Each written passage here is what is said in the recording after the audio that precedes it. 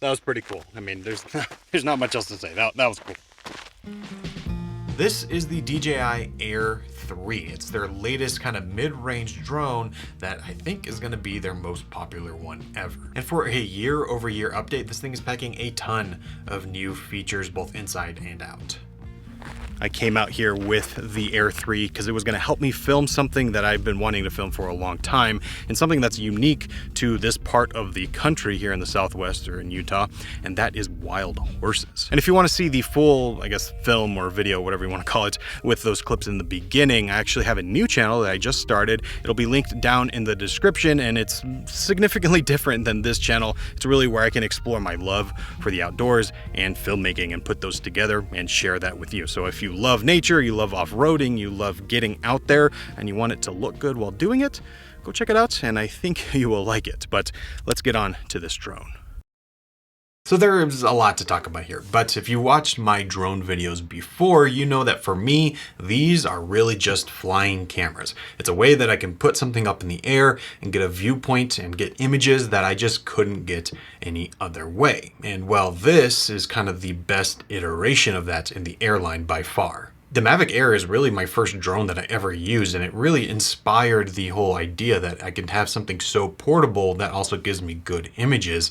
And well, with the Air 3, if you look at the camera, there is a lot to talk about here. Now, there's not just one camera, but there is two. So it's taking what they did on the higher end with the Mavic series and bringing that down, and now you have a 3x telephoto zoom along with your main camera. And this is by far the thing I was most interested in with this. And at first, when you look at this compared to the 2S, you might think that this is a bit of a downgrade because this can only go up to 4K, whereas the Air 2S could go up to 5.4K. But really, I mean, in use, I don't think you're going to be missing it. And considering that you get a second camera on top of that, it more than makes up for it. The 4K 60 that you get here looks excellent, and it really performs exactly the way you'd want it to, even if technically the resolution is a little lower. Plus, you're getting other software features to kind of make up for that gap, I guess, if you want to say it that way. Like you get 4K slow motion at up to 100 frames a second, which that's really slow. Plus you're getting that 48 megapixel photo mode that kind of comes in handy.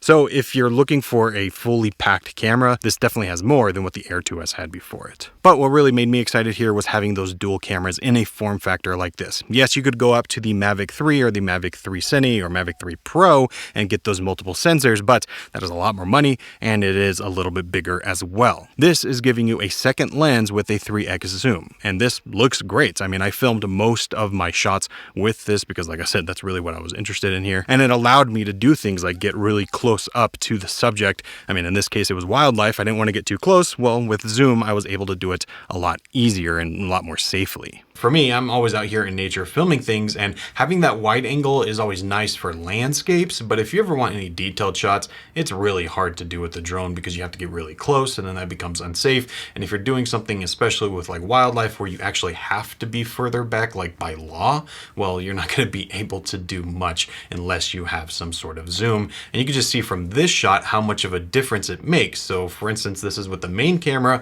the horses are there and you can see them, but if I zoom in, I mean, it is a world of difference, and it makes getting the shot actually possible, whereas before you just really couldn't. And aside from just letting you see subjects closer, it just gives you a different perspective. Like for instance, this shot of me tracking my car, I mean, it's not the most exciting shot in the world, but it just has such a different look than any other drone before it, and it just gives a totally different perspective than what most people have ever been able to use. And what's nice is that these are both the same size sensor. They're both 1/1.3-inch sensors. The main camera is a new sensor, so it has a better image quality, but that second camera, the 3x zoom one, still looks excellent. You can still do D-Log M, you can do all the manual controls. It's not a neutered camera in any way. And you can just see from the visuals here on screen how good the footage looked. If you told someone to look at this footage and tell you what drone it came from, I don't think anyone would instantly know that this is their mid-range drone in their whole lineup. It's really that good.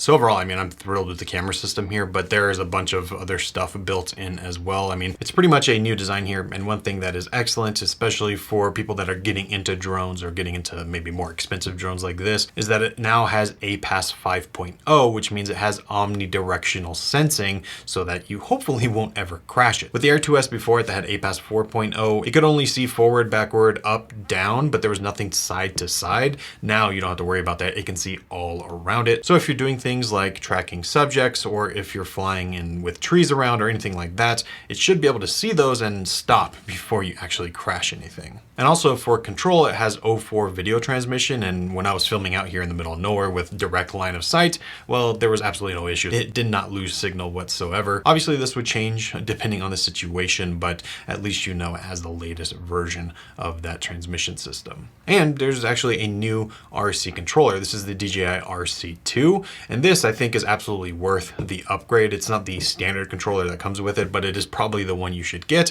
because the screen's built in. And after using something like this, going back to using your phone with your controller is it's just not the way to do it. It's worth the extra money to just have everything all in one. Makes booting up and getting up in the air just that much faster and easier. Now, another huge upgrade here is the battery life and the flight time. Now you can go up to 46 minutes on one battery, whereas before it was only 31 minutes.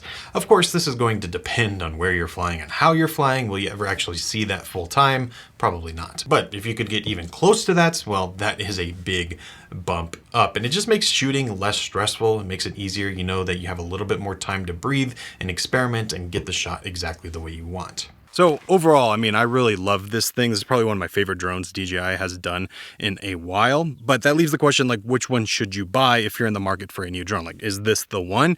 And I'd say that for most people, this is the one. This is the one that I would choose. I think when the Mini 3 Pro came out, a lot of people jumped on it because of the price to performance ratio, and no doubt there, it is an excellent drone. And I think on the other end, for those that really care about what their image quality looks like, that Micro Four Thirds sensor in the Mavic series is really hard to beat, but that costs a lot more money. So this kind of sits in that middle ground, and I think it does it extremely well. If you're looking for the most well-rounded drone that kind of does everything, it's got the multiple lenses like the higher end series, it's got the great battery life, it's got the multiple sensors, it's got all the obstacle avoidance, it's got everything you need. The Air 3, I mean, you really just can't go wrong with it. And after seeing this, it really gets me excited to see what else DJI is working on.